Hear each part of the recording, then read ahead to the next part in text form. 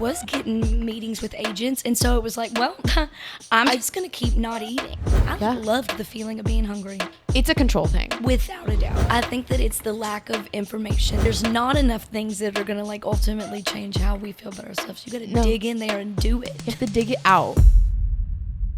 Welcome back, guys, to the Unposted Podcast. Today, we have a special guest, but I only bring special guests on this podcast. I say that every time, but I'm very, very excited for this episode because we have Marie Trent. Yay! Yay! Marie is a dance teacher and trainer. You're super fit, super athletic. Thank you. Yes, all the things. Also, I have followed you on social media. It's been a minute now, almost 2 years. Yeah, that's crazy. Been friends. And the second I started following you, guys, after this, everybody needs to go follow Marie because she gives off such a positive light. I feel like that is very rare on social media. And I really love that about you. And I feel like that's really hard to find, people that just exude positive, silly, fun energy. Yeah. Everybody's so serious all the time. And you were so seriously. And you were literally the only person that I follow that I'm oh, this girl's just herself, really putting her personality online. So ever since then, I've been a fan. Thank you. So I'm very excited to have you here today to chat. Thanks chat for it up. having me. We're going to have fun. We're going to have fun. Yeah. But I wanted to learn more about your story because obviously you put all this fun and positive stuff on your social media, as we all do. But I know our journeys are like this. They're a roller coaster. And a lot of times we don't get to share all of those little parts, that maybe have gotten you to where you are today.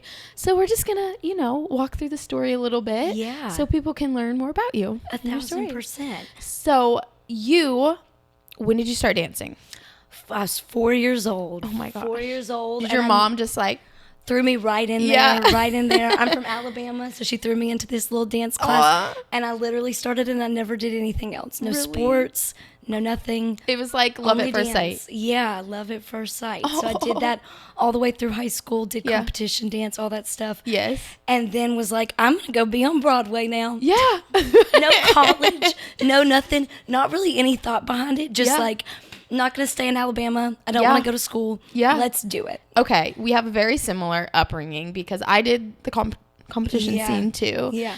What was the competition life like for you?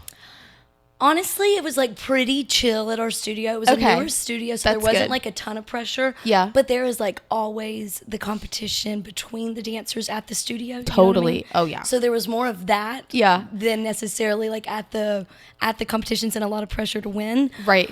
But yeah, I definitely wanted to be the best. Yeah. I was working as hard as I could. And I thought that I was. Yeah. Until I got to New York. Yeah. And then I was humbled so quickly. Yeah. Especially with the singing. Yeah. So Broadway. Oh my gosh. Broadway girl. I go to my first audition. Did you sing before? No. And I didn't even know. That's how ignorant and naive. You're I can just go dance and not have to sing or anything. The people in the background are probably not that good at singing. They're probably just lip syncing. Yeah. I can do this. I get through the dance call and I'm this is going to be easy breezy, beautiful. Yeah. And then I remember standing outside waiting to sing and I heard the people before me and everybody was Beyonce and I was oh, okay. This is what we're doing. Oh my gosh. That. Auditions in general, I feel you walk in because I was no, I'm gonna kill this, and then just to get torn apart, I was delusional. I was and it was also from getting a small torn town. apart from the casting directors. Yeah. But very quickly it was also I'm now tearing myself apart. Yeah. Because this whole image that I had built up of I'm the best, I'm gonna do it, was just very quickly no, you're gonna have to work very hard to get anywhere, even the small little gigs. Literally just to book a gig, yeah. much less to be a successful dancer. Right, and what I imagined. And so I definitely shifted gears in some ways, even if I wasn't posting about it. Right. I was still acting no, I'm gonna do this. Yeah. And it's all going really well. Yeah. But internally I was wait, this is actually a lot of work and I don't really know if I can do it. I don't know if I have it in me. I definitely resonate with that. because I moved to LA right out of high school, kind of similar to you. Like, I didn't go to college. I wanted to backtrack a little bit. Yeah. When did you decide, okay, I want to be a professional dancer? It was like, it was almost like a split, like last minute decision. We had already graduated high school. Oh, wow. So it was after. And I still didn't know what I was going to do. I was like very much so teetering between, because I would have been very happy, like going the sorority route, going to university. I would probably be married and have kids by now. My mom would probably be very happy. Yeah. Right. But there was just like this small part of me that was like, what if I can't? You had to pursue it. And so I saw this audition like for a random Disney show cruise line. I was always looking up those weird auditions online. I was like, I'm just gonna go, and I stayed for 2 weeks. Wow. And then I like called my parents. I was like, yep, I'm gonna move here. Wow. Did a little. How did your parents respond? Honestly, were they like, supportive? Yeah. Wow. So much so, and like given what a small and conservative small Alabama town I come from, I was surprised that they were willing to let me just like go. Spread your wings. Yeah, but there was like not really anything that was going to stop me from doing that. I needed to like get out They and go. probably knew that. They're like, we should just say okay, because otherwise that's how me and my dad, like my dad was like, no, you're going to school, you're going to school, you're going to school. My mom was like, you can do whatever you want, like you can pursue dance. My mom grew up a dancer, so like she was like, you can do whatever you want. So I fell down. I was like, sophomore year, I was like, oh, I want to be a dancer. I kind of like put my school to the side, focused more on dance. And then after, my dad was like, no, like you're going to school. And then I got the Edge scholarship out here. Oh my gosh. And he was like, okay, well, if that's in God's plans, like it's legit. It's going to happen. Like confirmation. Yeah. But until then, my dad was like, no. So. Well, and I think that there's so many parents and people that like feel like college is the way. Yeah. I feel both ways now. Yeah, I do think that a little cushion would have been like probably a good thing for me. Right. Instead of just immediately going into like adulthood almost. Yeah, definitely. At 18 and from a small town to a big city. It was like, oh my gosh, I'm sure it was like, it was just a massive change that I was not prepared for. But I wouldn't change like anything.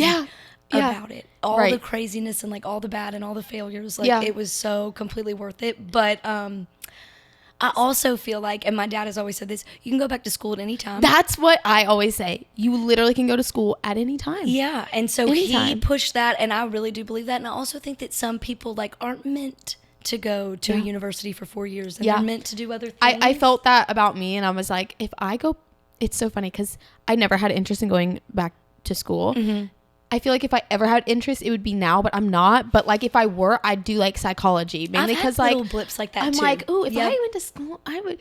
Or it's like if I, and you there's still like can. Yeah, you know I still can. You never know. 10 years, 20 years, 15. Exactly. Like you just never know. So it's not a no. Yeah, it's just not right now. Mm-hmm. Exactly. There we go. So you got to New York, and how was that transition? Because I can imagine. It was like the best thing on the planet. Like, given how much energy I have, it was like just you walk out and you're in the middle of an event every day, all day. And so parts of me like absolutely loved it. Yeah. I was ready to leave the Alabama culture and vibe a little bit. And so like I was really living my best life. Yeah. Was I working super hard? Yeah. No. Okay. But I was having a good time. But you were having fun. I was having fun. That was like your sorority girls era. It was with a bunch of gay guys in dance class. Yes. But like that was my sorority college experience. And I like loved it, and it's unique to me. Yeah. And I don't have a lot of friends that went that route. Right. So it was fun to like pave my own way. Yeah, definitely. What when you got there, what jobs? You said you auditioned for Broadway. Yeah. I want to know what auditioning for Broadway is like, because that was one of my dreams, but I've never auditioned. I actually never went to New York until a couple months ago for the first time for just one day. Oh, that wasn't long enough. No. Did you love it? Yes. Did you do all the sightseeing things? I mean, we went to Times Square. Okay, and that's Central great, Park though. And so many like New Yorkers. But I was like, I don't think I would want to be anywhere near Times Square. I feel like it's too crazy. It is so crazy. But there was like something so special about finishing a class at Broadway Dance Center. Oh, and then walking like 4 blocks. Yeah. And then being in that and like being in the environment that you wanted to work in was like, oh my God. Yeah, very inspiring and like super motivational. Yeah. But an audition process in the city, at least for me. Yeah. Tell me what it's like, because I've done the LA audition scene. Most of them and if you don't know a lot about dance, there's like equity and non-equity. So union, non-union, whatever. Yep. I was obviously not in the union at 18 years old. Right, no. And so I would go and sit and wait for 4, 6, 8, 12 hours. Yep. And sometimes you would get in the room and they would pick all the short redheads. Yeah. And you're like, so you didn't really need to see anybody. And we waited all day. Or you go in, you get to do a double turn, and they may pick somebody that bobbles. You know what I mean? And so, because it's never about the dance ability. It's about like what they're looking for and what they need. And I think not understanding that whenever I was first starting made it just feel like it was an impossible situation to like get into. Yeah. Oh, definitely. And so in January at 6 a.m. when I would look at the audition list and it'd be snowing outside, I would be like, I could go wait for maybe 12 hours today, or I could like stay in bed and get coffee, and I would normally choose the latter. Yeah. Which I've learned is just not the work ethic that it takes to like get what I wanted out of the city. Trust me, like because it's like so discouraging after like going to so many auditions, even in LA, like they'll line you up, literally line you up and say yes, no based on your look or your body. And that's when I went into a spiral with like my body. I was like, oh my gosh, like these twigs with abs and whatever. They're obviously only booking skinny girls at the time, especially at the time. Nowadays, they're a little bit more body inclusive. But 8 years ago, it was not body inclusive. No. It was, you have to be, like, I was on my scholarship program and I was told, okay, you have a show for agents in 2 weeks. If you don't lose weight, you're not going to work in this industry. Literally told me that. So my mind basically starved myself for 2 weeks. Ended up like gaining weight because I was like, starving myself, because and my body is like, hello, what the fuck are you doing? What little bit of food you and I ended up looking even worse at the show. It's like, but being told that and then actually being in an industry for several years that was like, only skinny girls work. Yeah. And I think that it's still that like small and skinny is celebrated and better, even if body inclusivity is like happening and which is great. It like needs to happen more. Yeah. But same thing happened to me. Yeah. And the strangest thing, I did start getting called out in class more. Yeah. People were commenting on my pictures and videos more. I was getting meetings with agents. And so it was like, well, I'm just going to keep not eating. Yeah. Because it's like working.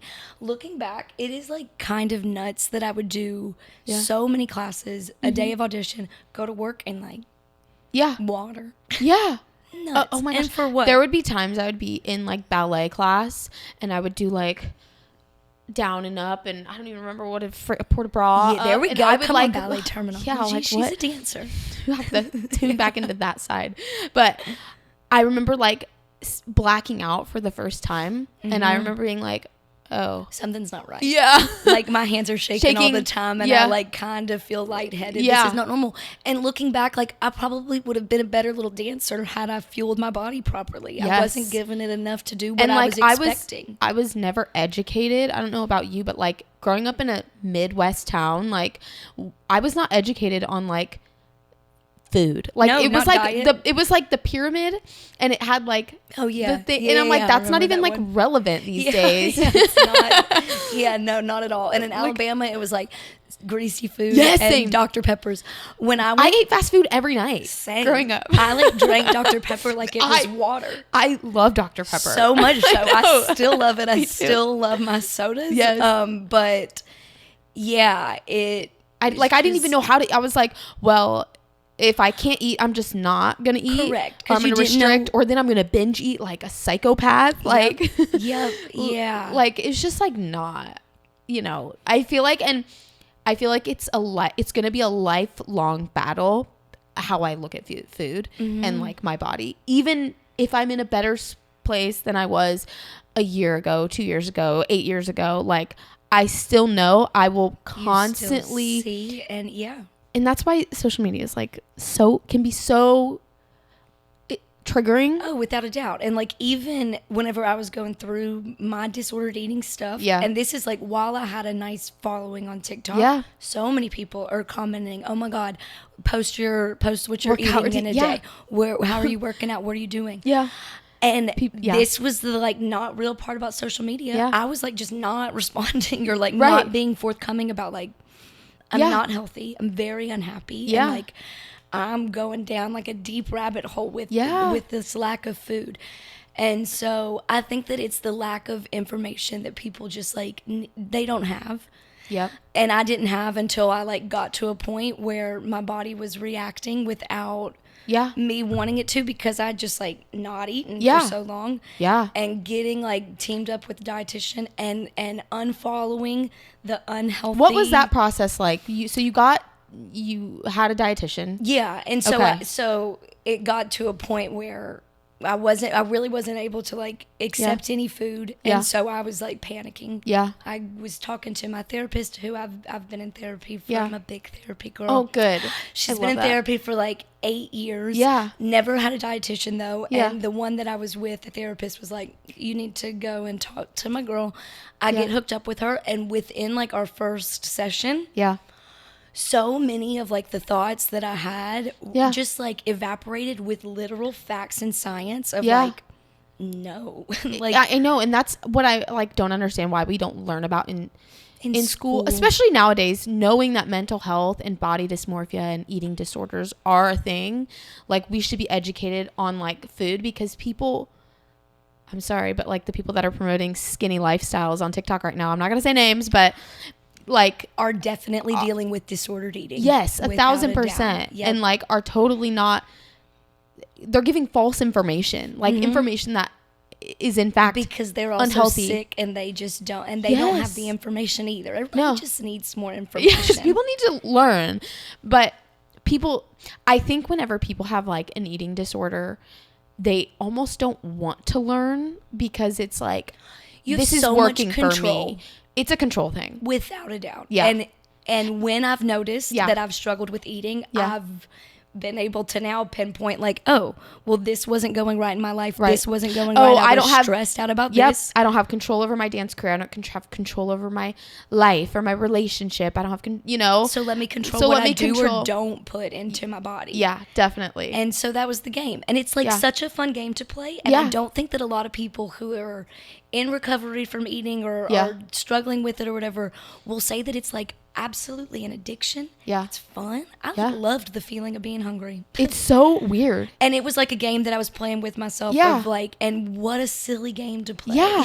It's bizarre, but that's like, I mean, essentially that's what addiction is. It's like a game, and it's like, you have people like, how far can you take it? And it gives you some sort of thrill, which is not normal, but it's out there, and I've dealt with it. And it's celebrated and accepted, and you see it whenever you scroll every single day. You just see so many. It's really sad whenever I went back to my home studio to teach, like years ago. This is probably like 6 years ago at this point. But I remember little girls would be like joking around about, I'm just not going to eat. Like, I'm just not going to eat. Oh, I think I might have an eating disorder. Like, and I'm like, girl, you don't want one of those. And it starts so young, and it's because of the culture that is on social media right now, is that like, it is cool to eat, to drink one smoothie in a day. Yeah. And run around. Like, that's what so many people are trying to like accomplish.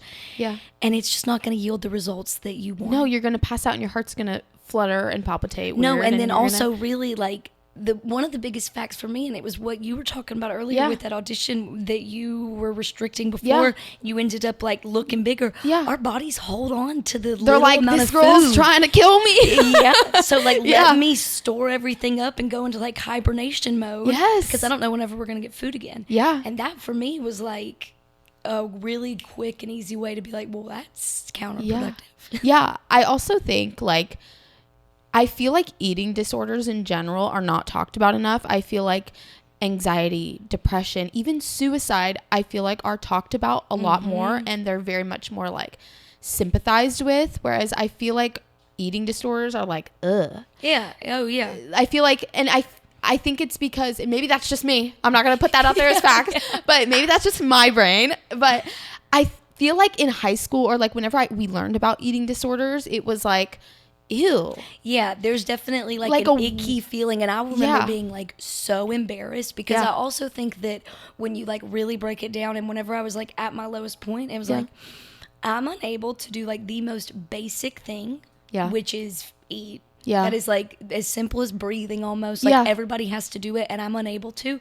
Yeah. It's embarrassing and it's like, it's not something that you want to talk about. And it's addictive. Yeah. So it's just like this perfect little And it's storm. like you can't escape it either. Whereas like a lot of things with anxiety and you can have triggers to certain things that you can escape.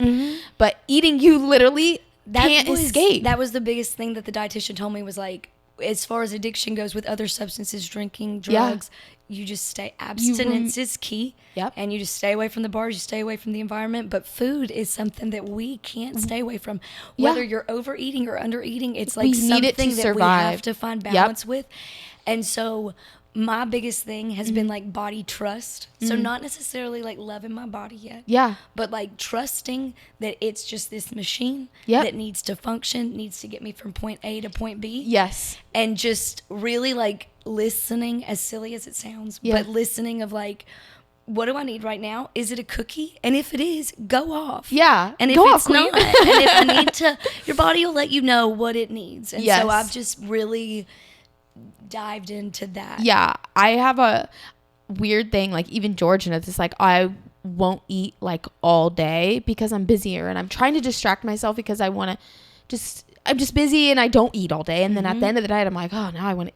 It's just like such an unhealthy habit. And I'm the same. I like, sometimes I'll get so annoyed whenever I like have a whole day of errands and I'm like, oh, I have to eat in the middle of all that. Yeah. I have so many things that I need to do. I'm like, this is not in the plan. Yeah, no, it's not convenient for me. No. But it has become like, have reminders on my phone. One may go off while we're sitting here. Yeah. But it's like, when it goes off, we're putting something in there, even if it's something small. Yeah. And sticking to that has like kind of worked. Yeah, that's good. I think that's an interesting hack, I guess, is having like a timer or something to where, you know, if you do have, struggle eating, you don't have to think about when am I going to eat? When am I going to eat? It's like, let me forget about it. Yeah. And then when that alarm goes off, like, let me eat something and then forget about that I ate. Yep. I'm fueling my body. And that's another thing. It's like food is just fuel to like be able to be your best self out in the world, you know? Yeah. And it's something that I just feel like I want to tell you is, do you know, okay, we all have base metabolic rates. Okay. Yeah. Okay. And that would be how many calories you would burn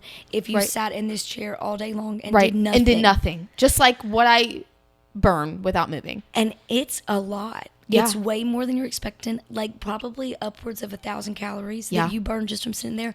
That other piece of information for me has been like huge. Because it's like just to be... I'm a psycho workout human. I'm like, I did 10 miles yesterday and I'm pretty sure I'm going to hit 10 miles a day. But a lot of it's walking, but I still feel like I still struggle with it. And people know that. Like I'm like, oh shit. I feel like shit if I don't meet my walking criteria or my workout or my whatever it is, like, and it's this crazy set of rules that like you've set only for yourself, that nobody else is holding to. Yeah, everybody is like, like no one's gonna be mad at you if you don't run the 10 miles. It's only you. Yes. And so also reminding myself that like I've created this list of rules that are like pretty close to impossible to follow. Yes. And I'm like beating myself up about it for not being able to do it. Yeah. Walk 6 miles today. I know. And eat a cookie whenever you do it. Right? Yeah. I literally, while I'm eating a cookie. Yeah. So whenever you got with your dietitian, what was that process like? Like starting a healing process? Embarrassing and scary. Yeah. Yeah. And I like felt very unsure. I think because it is like, food is such a thing. You have to keep doing it. That it felt like, oh my God, I'm going to have to deal with this like every day for the rest of my life. That's like way too much. Yeah. And she was like, your pockets are always going to be filled with an eating disorder. Always. Just like you have a pocket full of anxiety. Yeah. But those pockets like do get lighter with time. Yeah. And I remember being like, no way, because it was like so all consuming. It was all I thought about. Yeah. And 25 pounds later and like 8 months later, she was so right. Yeah. And I don't think about it in the way that I did. And it's just like the biggest relief. Yeah. And I can't believe how much time and energy I spent on it. And so I want more people to find that relief because I know how many people are thinking about it and obsessing over it. And I feel like it is I'm never going to be able to get out of this. Yeah. Yeah. It's like so deep where I've had an eating disorder for 10 years. There's no chance. And the other thing she told me was like, you know, like with drugs and alcohol, abstinence and recovery with time, your sobriety only goes up. Yeah. She was like, your timeline with eating will be like this because like it is so easy to miss a meal. It's so easy. Yeah. Like if you are like, I was at dance camp today with little kids. Yeah. It is so easy to not eat like the full lunch because other people need me or whatever. Yeah. Yeah. But just sticking with all of it.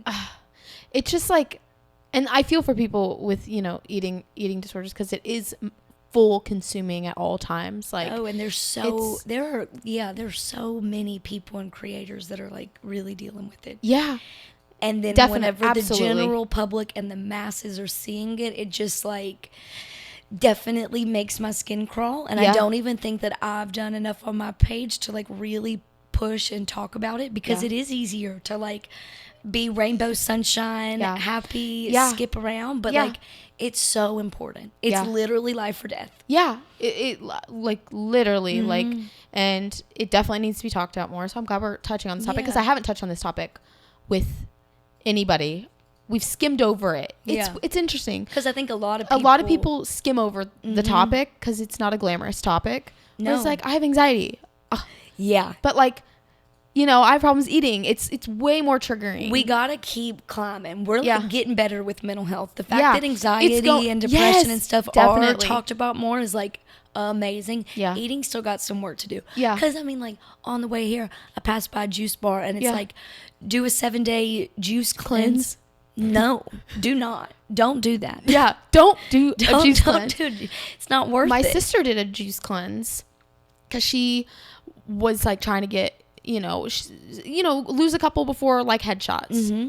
Most dancers do. Most dancers like, oh, I'm going to go on a juice cleanse before my headshots. So you can like, you know, the problem with that is you're going to gain all that weight back in a day and a half, 2 days, but more. And then also, what is that going to do for your mental health either? Bad. And then you're going to look at these headshots and be like, oh, remember whenever I was so skinny in those headshots? And then you try to get back to it. Yeah, it's just like and then you don't look like that when you audition. Ending cycle. Yeah. And I think in the dance world, like, being in the mirror so much from a young age and seeing your body like grow as a woman is also really hard too. But like, since working with doing personal training with different women around the city, so many women are like, well, I don't understand why I don't look like Kendall Jenner. Well, it's like, well, babe, you're 5'2" and like aren't built like that. There's not any amount of not eating, restricting, treadmill, crunches. There's nothing that's going to make you look like that. And so I think that also like accepting us as like who we are. Yeah, where we're at. And everybody's beautiful. And like what I like to think about whenever I'm like, oh man, I'm not 5'8". Yeah. You know, like a supermodel body that like is like more praised. It's like, I'm like, who is making these standards? Like us, we, people like us. That's what like really gets me. I'm like even with like the timeline of like life and like, I'm like, who the fuck says that I have to be married and have kids by the age I'm 30? Who is making that up? Me, like us. People like us. It's like, that's so true. It's like the rules. Yeah, you got to follow all the rules. I'm like, who is making that up? Like just you and me, like normal other people like us. Yeah, when and you we're like just get listening down like that. It's like so much easier to take a step back and be like, let me stop myself real quick. Yeah, because I'm like, who the fuck is making this shit up? Much. Yeah, so true. So yeah, I really think there are some body positive creators that I think are awesome. I think it's a very interesting topic because I do think, you can be body positive, but are you being healthy? And that's another thing because, it's great that you can eat all the food you want and not care about gaining weight, but also what is that saying to like younger kids and people that want to be healthy? It's also not doing wonders for your mental health either. No. And that's what my dietitian was so big on, and what I try to think about now is like that body trust and really tuning in to being like, what do I need? And sometimes it's not another cookie. Sometimes it's like, I kind of think I'm going to throw up if I eat more food right now. I'm so full. And so I think that there's like definitely balance, but it comes from like slowing down enough and like stopping the noise or stopping the scrolling enough to like tune in with yourself. To really see like what you need. Not what you see. Yeah. That's the hardest part. Because I'm like, how the frick? You know, I'm like, this. And being in LA, we see it everywhere. I mean, I go to the gym and I'm like, oh my God. Yeah. Oh my gosh. Why not that? Why can't I have this? Why? And it's everywhere. It's and we always want what we don't have. Mm-hmm. And that's what I also like to think. I'm like, people are always like, oh, I wish I had, you know, whatever. 1,000%. I'm like, well, you want to switch? My least favorite thing about me. Yeah. You want to switch? Yeah. You got a big chest? You want to switch me? Mm-hmm. Yeah. You know? Like, things like that. Yeah. Like, we always want what we don't have. So, I'm like, it's just like, just accepting it. Just with where it's at. Yeah. And just like, even if it's not love yet, just like, this is it. Yeah. And I'm okay with it. Because like, we're rocking with ourselves all the time, all day, every day. Like, you gotta kind of get comfy. You gotta, And the feeling of like wanting to crawl out of my skin has stopped since I've eaten more, which is like 9 months ago. If you would have told me that, I'd be like, you're crazy. Yeah. If I ate anything, I'm too anxious to eat right now. Yeah. It just, I think that people just kind of need to go for it. Yeah. So where are you at right now?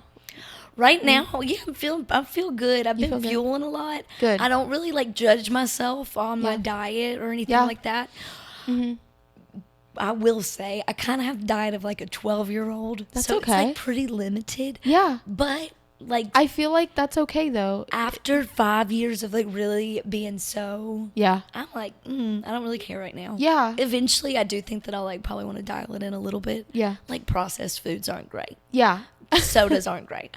I need to have like some more carrots or something in my world. But though. It's like, it is leaps and bounds from where I was. And I'm like very proud of myself. Good. And very like in debt and grateful to everybody that helped me. And so I do think that if there are people that are dealing with it, it's like I could not have done it by myself. Yeah. There was not enough willpower in the world to have made me do what I needed to do. Yeah. And so I think getting help or unfollowing the people that are promoting the trash and just getting some good that's like the biggest info. Yes, that's like the biggest thing that I've found helps, even just like with anxiety or just like, because I'm somebody that like compares my life to people, like what success is. And I'm like, who, again, another one of those things, like who makes up the word success? But people that I'm like, oh, this girl's, I was like, this is success. Yeah. And it's somebody on social media. Like, I'm like, Liz, get the fuck out of it. Like, and the amount of creators and people that I've now talked to that I'm like, oh, wait, you're also like, you're living paycheck to paycheck and like, kind of struggle busing a little bit. Yeah. And like you've millions of followers and that is so not what even like my tiny little following. Yeah. I still 10 years ago, which I think that social media has changed a lot now too. It's like way more of a lucrative market. But I would have thought that having 200,000 followers would have made any part of my life change, and it kind of has like not. Yeah. Besides like crazy. Obviously a great community of people and like getting this like sensation of performing, but that has been. Isn't that wild? Like I know people who have like 1 million followers and aren't making anything. Yeah. And it's like you work your whole life to build up the following for what? Yeah. For the image, for the ego. And also my boyfriend and I were looking a couple days ago. So easy. I knew that it was happening a long time ago. It's also so easy to buy the followers, buy the engagement. Yeah. I didn't know you could still do that. Yeah, I didn't know people were still. It's like so I know easy. Like brands and things. I mean, it's like a good chunk of change to do it, but like even that makes me now as I scroll and just like seeing the numbers that I have and how my life looks. Yeah. The scrolls look different now because there's like a veil that's been lifted in some ways. Definitely. That I'm so grateful for that a lot of people don't see or have. No. That don't know that the person with 3 million followers took the bus. Yeah. To lunch today, which is totally okay. It's just not what you would expect or not what I thought. You know what? It's so funny. I literally posted a TikTok. So I have my main TikTok that I don't really post on anymore because it's in a niche that I don't give up. I was like, it's in a niche that I went down the rabbit hole with. Whenever I was like a server, I would do stupid skits about being a server, like really comedy. Okay. But I'm like, I'm not a server anymore. It didn't feel dead. It's dead to me. But I have this other one and it's called Unposted Podcast and I'm trying to grow that one. But like I made a TikTok yesterday where I was like, where the fuck are all these people? How the fuck are all these people getting these luxury bags? And then I was like, literally, how are all these people have all this. I don't have one luxury item. Me either. No, not one thing. I was like, I don't know. I was like, how? Like, literally, I was like yelling at my phone. I was like, how am I living under a rock? I was like, what is happening? And then people are like, GH Gate. I was like, what the fuck is, like, what is that? And it's like a knockoff situation, but I'm stupid. No, you just fell for it, but I would have too. You know what I mean? I was like, what's GH Gate?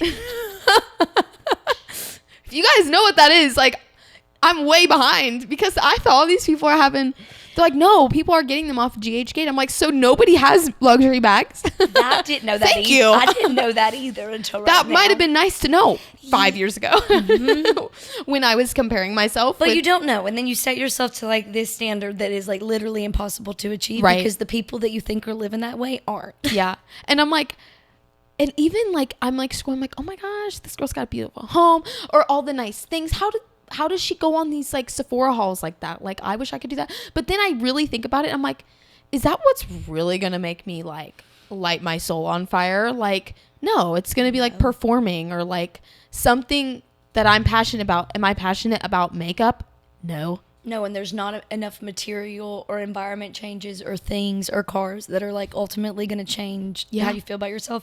And that, like going from New York to LA, I remember my first like 6 months here, I was like, anxiety, who? Depression, where? Eating, I got this in the bag. Yep. And it was just because it was new and I just like wasn't settled enough. Yeah. It all came back.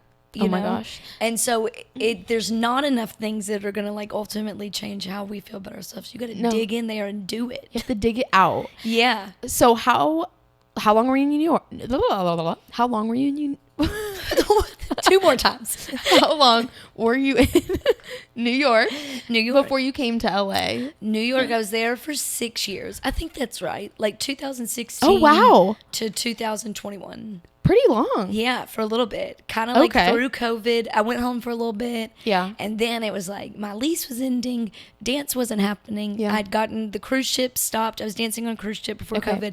Cruise ship stopped. Was that experience crazy? Wonderful. Probably like the best experience of my life ever. My sister had a really good experience. What many people do not. I had a dancer friend who did a cruise ship for 11 months and never danced again. She stepped off the ship on her last day and was like, I'm done. That was not for me. Yeah. It was like a short little contract, 3 month contracts. What cruise? It's called, so the entertainment company is called RWS. Okay. The cruise line was an old demographic cruise line. Oh, it was called Holland America. Okay, yeah. But we were like guest performers, and so you didn't have to do like any crew work duties. You literally. That's what my sister did. She danced. Yep, and then that was it.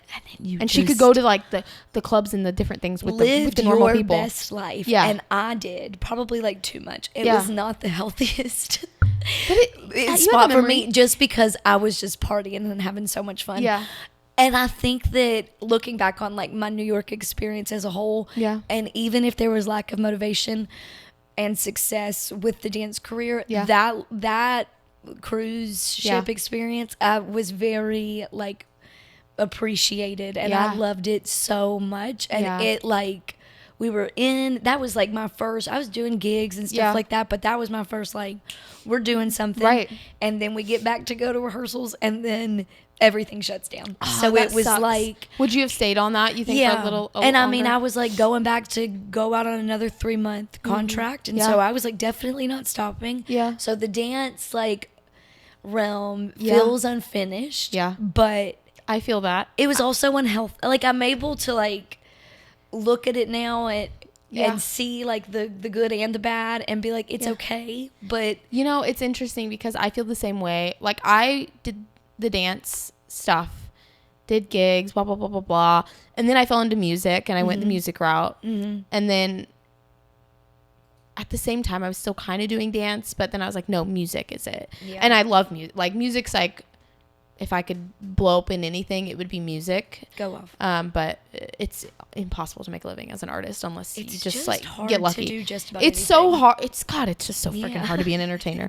So then I fell into, you know, directing and doing this stuff, and which I really enjoy. But I do have part of me that's like, did I try hard enough? Like, am I gonna look back when I'm 50 and think, Liz, like, what the fuck were you doing? You had all the opportunities for you to utilize them. That's like my biggest fear on the planet, to the point where it almost makes me like stop in my tracks. Yeah, me too. I'm like, should I try? It's like I don't even do anything, and it's like, well, that's obviously not the answer. But you know, I have to be reminded that like my path has like led me to amazing opportunities outside of dance, and dance was like the stepping stool to get there.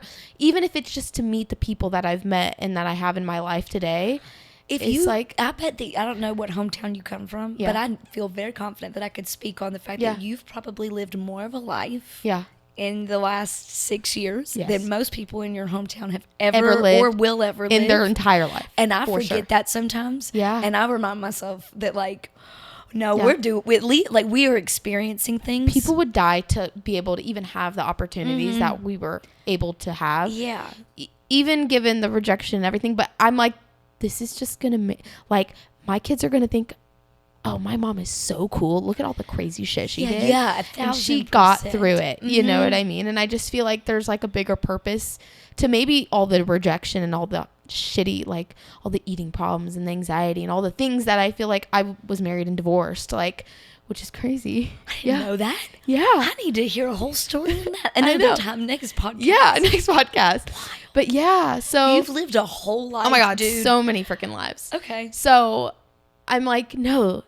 This is enough. Yeah. Like, this is like, I'm going through it. But I'll be like, oh, I'm not going to put so much pressure on dance. And if I get something, awesome.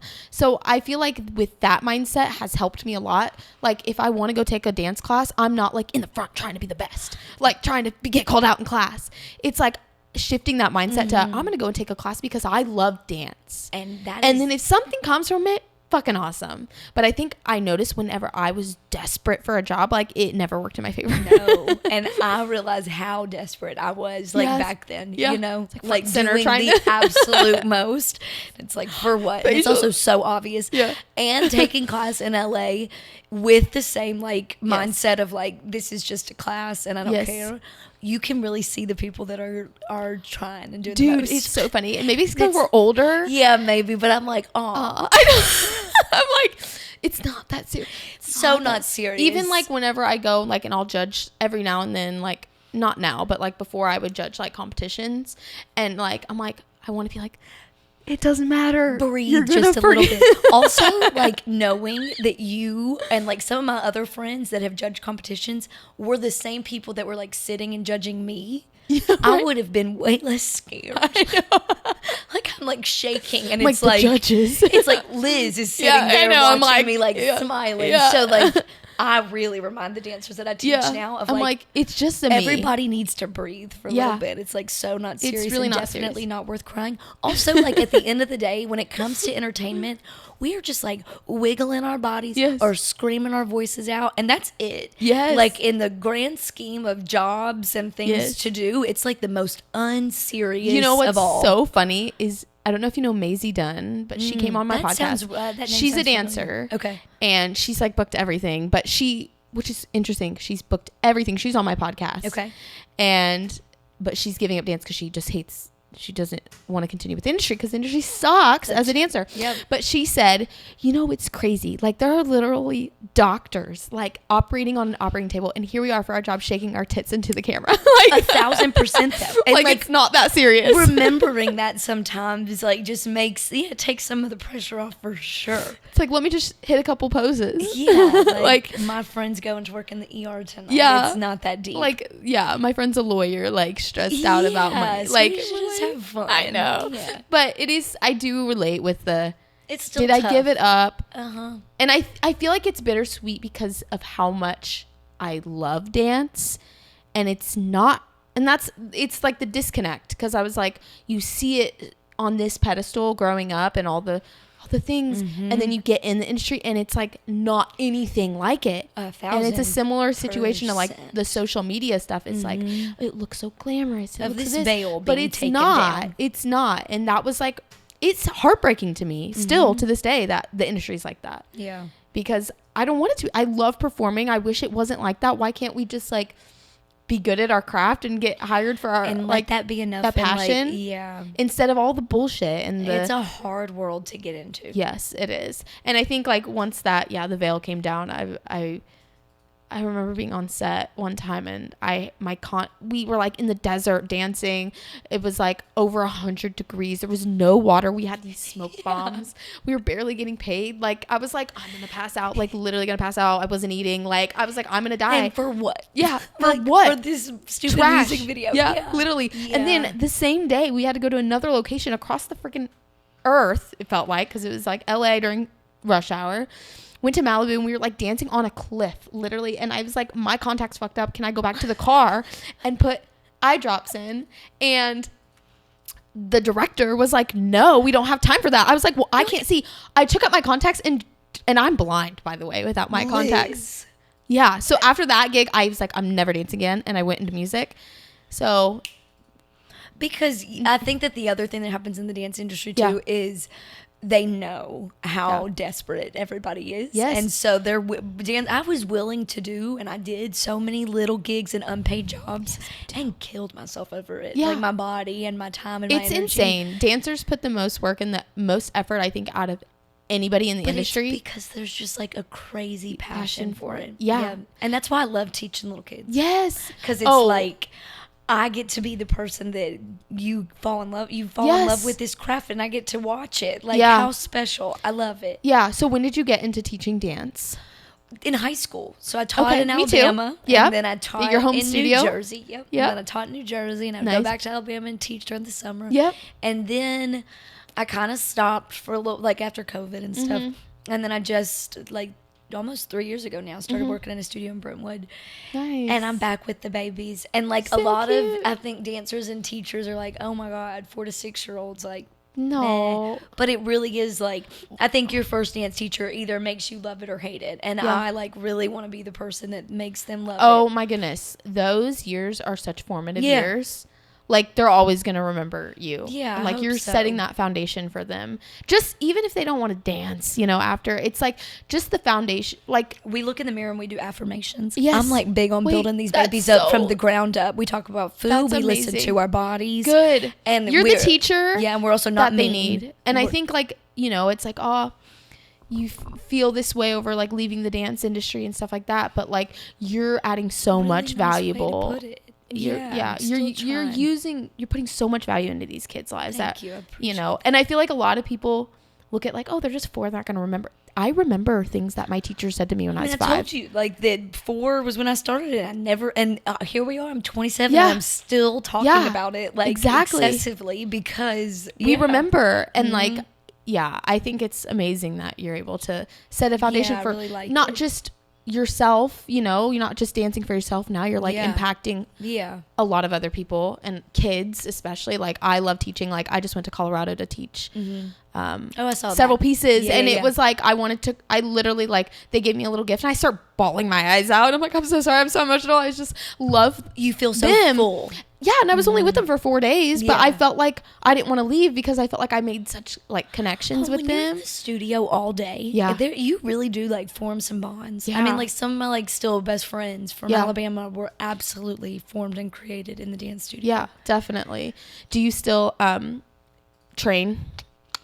Yeah, so that really kind of took a massive halt with the eating stuff for a while, just because I was doing too much, like you were talking about, and I knew I needed to take a second, and I did for like a fat minute. Good. I even stopped like doing personal training, and I remember, I think just because it is so taboo and because of how celebrated the skinny was, I was like embarrassed and didn't want to tell people that like I'm gonna start gaining weight, like, and tell them that at the gym, or tell them that like as their personal trainer. Or have people ask you or say something about it because it's noticeable. I had one client tell me like, oh my God, if I drank that smoothie, I wouldn't eat anything for 6 days. Well, she didn't know. You know what I mean? But like, people just say things. They don't know. And so I just stopped everything. I didn't even like really tell anybody anything. I just like didn't work out personally, didn't do any clients, no group classes. And I just started working at a group fitness studio in Santa Monica. Nice. I love it. It's like low impact. Oh, perfect. It's all just about like functional fitness and not I love that. Killing your body. That is something I've recently discovered, I guess, is I would be somebody who would go. I did CrossFit. I run, but I run more so for like my mind. You couldn't tell me. So I do think that running long distance, there is something that's good for and I'm not like sprinting. I'm like a nice pace, chilling for my mind. But I would run like forever, and then I would go friggin' lift weights, and I would feel so shitty. I'm like, I guess this is what you gotta do. This is what all these girls are doing on TikTok. They're fucking lifting giant weights, getting the ass. And I would almost feel sick because I'd like push my body so hard. So then I recently started like Pilates, like core power yoga, sweat, sculpt, and I'm like, wait, I'm not sore, but my body's challenged. I still feel good. Yeah, I feel strong. And I don't feel dead. Yeah. Like I want to go to bed. Or that like you're not injuring yourself. I think that there's a lot of... Yes. Just like with eating, there is a lot of information in the gym. Some good, some bad. Yep. With like what to do, how to do it. Yeah. There's like so many different answers. And so, I think that just... listening, you just gotta listen. Does this feel good for my body? I'm like, do I need to work out today? And sometimes no. A lot of times, so many times. And I think that that's another thing, like in the fitness world, that I should probably speak to more. Is like, I'm not active every day. I'm not. That's fine, and that's so okay. So like, also, I think that like as a fitness instructor, or I would watch fitness instructors in class and be like, oh my God, they're probably doing. And you just assume, they're probably eating. Well, I'm going to go get in my car and have chicken nuggets and Dr. Pepper and maybe not work out again until the next class. I'm still active, but like, I think that there's just balance to all of it. And I'm it's like definitely finding that more, and it. And sometimes, move your body, go on a walk. Walking is great for you. So great. You don't have to. And one of the biggest things like at this new job is we say like fitness, it doesn't have to hurt. It doesn't have to like feel bad. I love it can feel good in your body, even if it's a challenge. And even if you like still feel burned. So I'm back to working out. I work out at Gold's Gym too. That's like my personal I used to go to Gold's spot. It can be a toxic environment, but which one? In Venice. Okay. Oh, yeah. So I'm like there. You're there. That's like where Arnold comes the sometimes. Arnold, yes. Yeah, but I like it I like the energy. I just like lots of people. It's there's like the outdoor spot. Yeah, and it's by the beach. So I do that. Do my little fitness classes. I've got a personal training clients with a few people. And I'm just moving and grooving. Yeah. That's awesome. Let's let's switch to the social media side for the last little section here. When did you start posting on TikTok, and what was your experience with your blowing up online? Okay. I think that because of the dance and the rejection and the lack of motivation and success that I was putting out, I just like assumed that nothing was going to ever come from me posting. And so with Instagram, I think just because it was around for longer, I had more of an ego, and I like wanted to keep it, in this certain way. Same until recently. Let's go off. I would random, you know how you can hide your reels on your front page and keep them on your second? I always just removed them because I do my goofy like skits and stuff. And I recently, over the last like several months, I keep it up there even if I don't have makeup on. Go off. Yes, ma'am.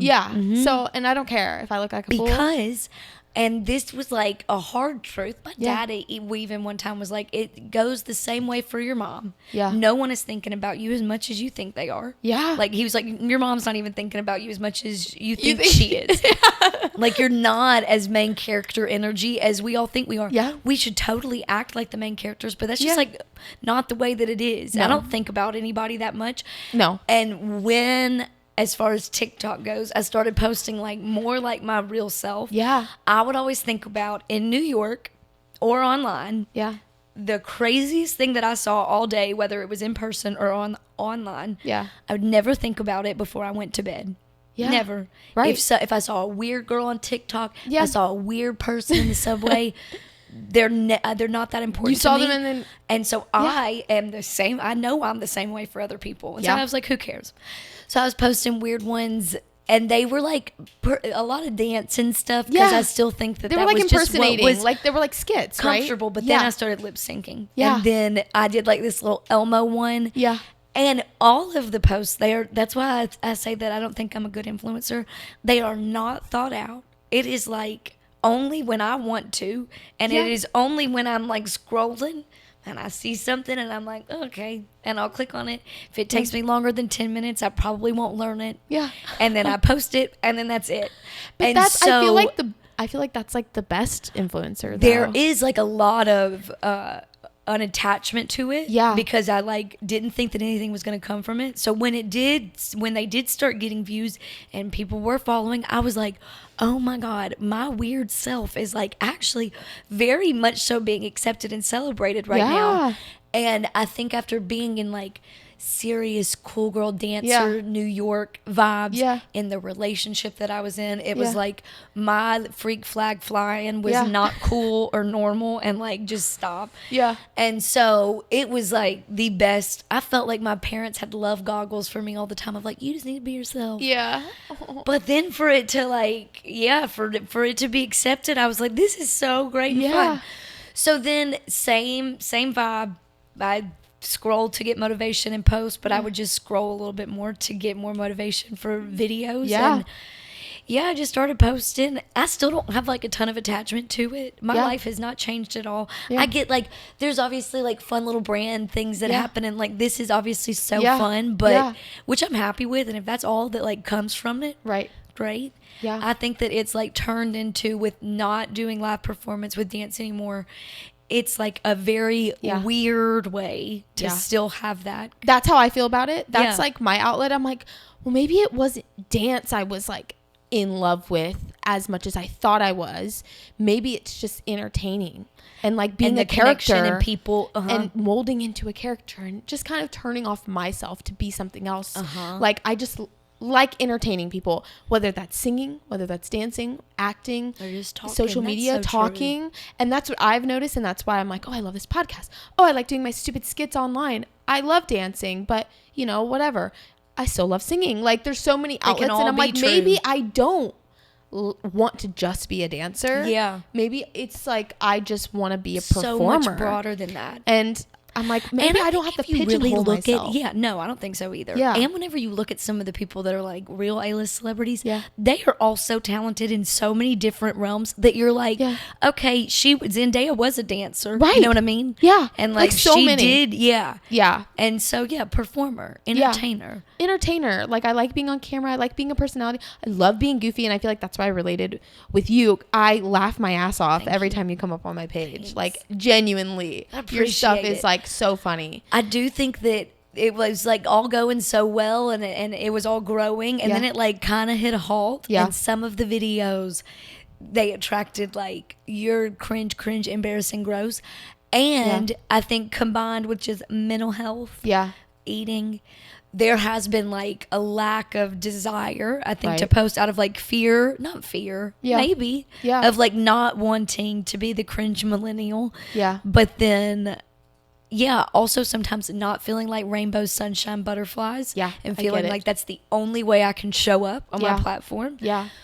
But I have tried in the past couple of months to like take that facade down a little bit more, because it is not meant to be rainbows and sunshines all the time. No. Like, and we want to see everybody's different personalities. I think that's, I don't know why people like to pretend we only want to see a creator in one form. Like if you really are a fan of a creator, you want to see them as them, as a you all know around, like not this one. Exactly. And if you're commenting mean shit on people's stuff, like you need you need help in yourself. 1,000%. You need a therapist. Because I rarely will spend enough time to comment on somebody's video. Yes. Much less comment something negative. I don't care enough. Yeah. So the fact that they care enough, sometimes I'll be like, oh my God, thank you. And I'll even lie and say they're making me money. Even if they're not. Right. You know what I mean? Yeah. Like, keep spreading the hate. I don't care. But it is, whenever you get it, and I'll see creators sometimes post and they're like, stop spreading the hate, and I'm like, let it like brush off your shoulder. It's hard though. It's hard because when I want to do comments this too, and like it's crazy how I can get so many positive comments on things, but that one that's like, your hairline looks weird. Are you losing hair? And it catches on the wrong and then crowd. And then I can't stop thinking about it, and I'm like, I'm losing hair. I'm like, no, I just slicked my hair in a ponytail my whole life from dance. So I might have a little loser's comment. Right, exactly. So that's why I'm like, no. Unattached. Like, people are picking at things. And I think because of, there's more hate comments, I think, on social media than there are positive. Or it's like, without a doubt. And that in itself shows how bad social media can be for people. It's because. And how many creators like also just post like rage bait. And will post stuff that is literally meant to just get people agitated and talking because they know it's going to get the comments and the views and the interaction. What's wrong with you? That's weird. Weird way to get views and recognition. Well, I love your content. Thank you. I appreciate it. And I watch your content. Thank Every you. time you pop up on my page, I watch the whole thing. There was the one that, I don't even know if it was a story of yours that I like could not stop watching. It was the one where you're like, imagine me, I'm a cool girl. I feel like a cool girl in this outfit. And then you like walk back, you're like, stay there and pretend I'm cool. Like, I watched that probably like 4 times because I was like, I'm not cool. But I think that so is funny. Those are the moments when I do try to take it down a little bit because I do feel like I'll see influencers like post and be all cool, and I'm like, there's no way you really feel like that. No. Like, every time like, I'm like trying to be like, I'm like, gotta do it for the whatever it is, but like I'm like not like that. Don't have that in me. So I just try to speak to it sometimes. Thank you, I appreciate that. But you're definitely funny, and I wish there were more creators that just like let them. I think everybody has a goofy side in them. Everybody needs to stop being so serious. It's like life is not. Even the people that have the big serious jobs, like the lawyers and the doctors, because like those are the people that'll come and take a workout class. And I can see how serious. I'm sure. And let it go. No one is thinking about you as much as you think they are. Okay, let your freak flag fly a little bit, babe. I mean, come on. Absolutely. So that. Just try to carry that energy around. Yeah, definitely. Well, to wrap this up, is there any advice that you would want to give somebody? Maybe it's, a younger version of yourself that, I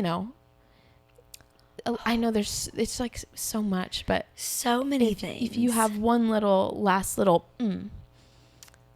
You can trust yourself. You just need to trust yourself. All the things that you're seeing and hearing and reading about are great, and you can take them from what they're worth, but like, what's best for you, and just trust on yourself, because that's all you've got. It's you and you till the end. Yes, definitely. Well, this podcast is so good. So fun. I feel like we got through a lot of fun topics. Definitely. Important ones. Absolutely. And I know everybody is going to love your story. Thank you for watching. dug deep. We did on this one. I think this is good. And what's your Instagram and TikTok so people can follow you? Easy breezy. It's just at Marie Trent. MarieTrent. Follow her on Instagram and TikTok. Yeah, come join the party. Now I gotta post more. Now I gotta start posting again. Oh yeah. You have to, because I'm a fan. Yeah, now we got more friends coming. Yeah, we'll come in. We'll do a collab. We'll collab on goofy, silly content. We'll do something. We should do some like skits something or something weird. Yeah. Okay. I'll do it. Stay tuned. Weird Stuff coming.